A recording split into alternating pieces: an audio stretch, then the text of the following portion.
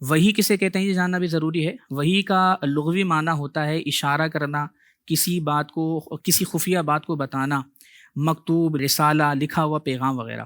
اور اصطلاح شرع میں ہم جب وحی کی بات کرتے ہیں تو اس کا مطلب ہوتا ہے ہوا کلام اللہ المنزل علی نبی من انبیائہ، کہ اللہ تبارک و تعالیٰ کا وہ کلام کہ جو نبیوں میں سے کسی نبی پر نازل ہو. تو یہ جو وحی ہے جو ہم اصطلاح شرع میں بات کرتے ہیں یہ خاص معنی میں ہے، اور یہ نبیوں کے ساتھ خاص ہے، یہ غیر نبی کے لیے ثابت نہیں ہو سکتی. اس کے مقابلے میں ایک لفظ ہوتا ہے یا اس کے ساتھ ایک لفظ استعمال ہوتا ہے الہام. وحی اور الہام کے اندر ایک خاص فرق ہوتا ہے. وحی نبی کے ساتھ خاص ہے اور الہام غیر نبی کے لیے ہوگا. وحی قطعی ہوگی اور الہام ظنی ہوگا. وحی سے احکام شرع ثابت ہوں گے، وہ حجت ہوگی، اور الہام سے شرعی حکم ثابت نہیں ہو سکتا. الہام ہمارے لیے بشارت ضرور ہو سکتا ہے، الہام ہمارے لیے خوشخبری کا ذریعہ ضرور ہو سکتا ہے، الہام کے ذریعے سے کسی چیز کی طرف رہنمائی ضرور کی جا سکتی ہے، لیکن الہام نہ ہماری اپنی ذات کے لیے حجت ہوگا، نہ الہام کسی دوسرے کے لیے حجت ہوگا.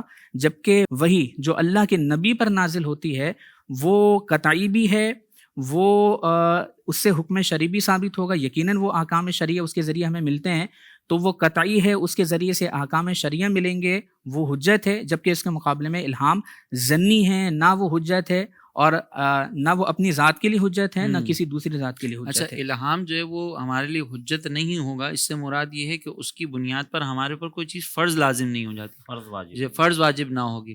اور اس الہام کی اگر ہم مختلف اگزامپلز دیکھیں تو وہ بعض اوقات خواب میں کوئی بشارت مل جاتی ہے، خواب میں جو ہے وہ کوئی کسی کام کے کرنے کی طرف جو ہے نا وہ ایک جیسے استخارے میں ہوتا ہے کہ مطلب یہ کام کرنا میرے لیے بہتر ہے یا نہیں ہے. تو اگر ایک شخص جو ہے وہ اس کی خلاف ورزی کر جاتا ہے مثال کے طور پر تو وہ پھر اس گناہ گار نہیں ہوگا. تو اس سینس میں یہ ہمارے لیے حجت نہیں ہے، اور نہ ہم اس الہام کی بنیاد پر جو ہے وہ کسی اور کو پابند کر سکتے ہیں. فار ایگزامپل اگر ہمیں جو ہے وہ اگر جیسے وحی ہے تو جیسے آپ نے ذکر کیا کہ وحی جو ہے یہ قطعی ہوتی ہے، یقینی ہوتی ہے، اس میں کسی قسم کا ڈاؤٹ نہیں ہوتا، اور چونکہ یہ ایک نبی پر ہے تو اب یہ حجت اس اعتبار سے ہو سکتی ہے کہ اس میں بہت سارے امور انجام دیے جا سکتے ہیں اور وہ عین شریعت ہے. اور الہام جو ہے وہ اگر شرعی جو شریعت کے وہ احکام جو بالکل واضح ہیں، جو بالکل ظاہر ہیں، اس کے خلاف ہو تو ہم الہام کو تو پھر رد ہی کر دیں گے. تو اس سینس میں یہ حجت نہیں ہوتا. لیکن وہ الہام شیطانی بھی کہلائے گا، جیسے کہ الہام جو ہے وہ نیک بات کا بھی ہو سکتا ہے اور بری بات کا بھی ہو سکتا ہے، لیکن اسے شیطانی وسوسہ کہا جائے گا کہ جس میں بری بات پر اطلاع دی یعنی جائے گی.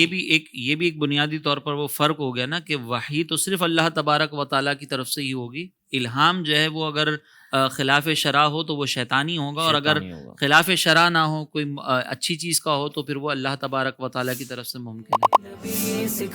زندگی کے تمام شعبوں میں دینی رہنمائی حاصل کرنے اور آخرت کو بہتر کرنے کے لیے ہمارے YouTube channel Islamic digital studio کو سبسکرائب کر لیں اور بیل آئیکن بھی پریس کر لیں. قرآن سے بھی ملاتا ہے ہمارا